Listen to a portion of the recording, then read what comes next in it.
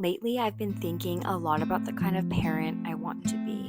When my baby arrives, I don't want to be glued to my screen. I want to be there for the first smile, the first giggle, and the first steps. I want to be present, not distracted. And I also don't want to raise my child on screens.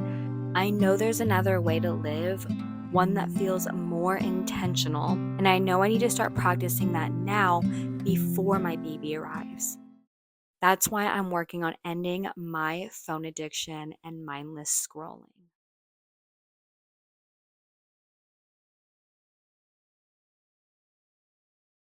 Before I can get to the bottom of actually changing my behavior, I first need to understand why I'm scrolling. All behavior serves a purpose, even mindless scrolling. Maybe it's avoidance of uncomfortable feelings, maybe it's boredom, maybe it's looking for inspiration and creativity. Becoming aware of this is the first step in breaking free.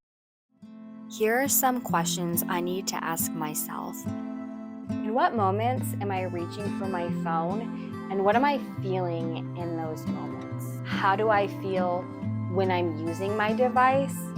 And how do I feel afterwards? If my phone suddenly broke, how would I spend my day? The answers to these questions illuminated what was missing in my life: connection, creativity, intentional stimulation. Awareness isn't about judging or shame.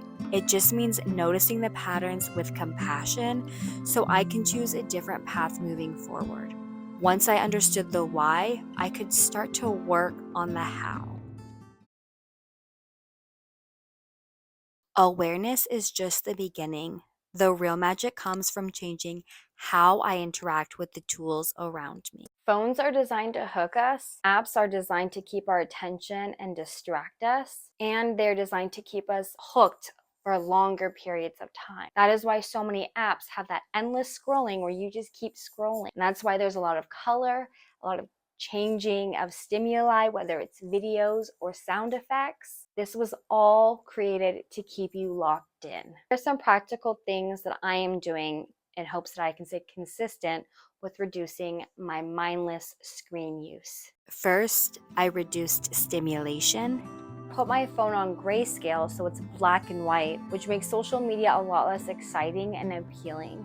I also turned off all notifications because nothing is really that urgent. Second, I created intentional limits. I deleted social media apps on my phone so I can only access those from my MacBook. This extra bit of effort pulls me back every time. I set screen limits for the apps I kept on my phone. Now I get a gentle reminder before I lose hours of my day. Third, I redesigned my routines.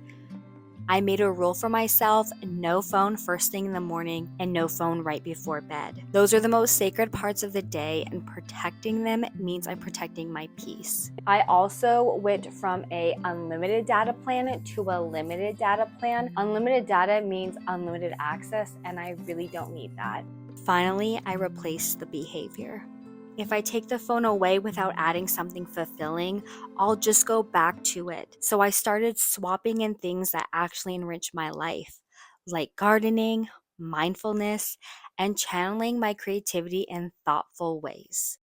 Scrolling fills the time, but it doesn't fill me. I don't need more distractions. I need more presence. When I put my phone down, I start noticing the little pleasures that exist all around me, like my baby's movement in my belly or the way the sunlight shines on my plants. Now I try to put the phone down and stay present in the moment. In the moments where I need to direct my energy, I have multiple options to choose from that are enriching and fulfilling. I have hobbies that spark joy and a life that feels full.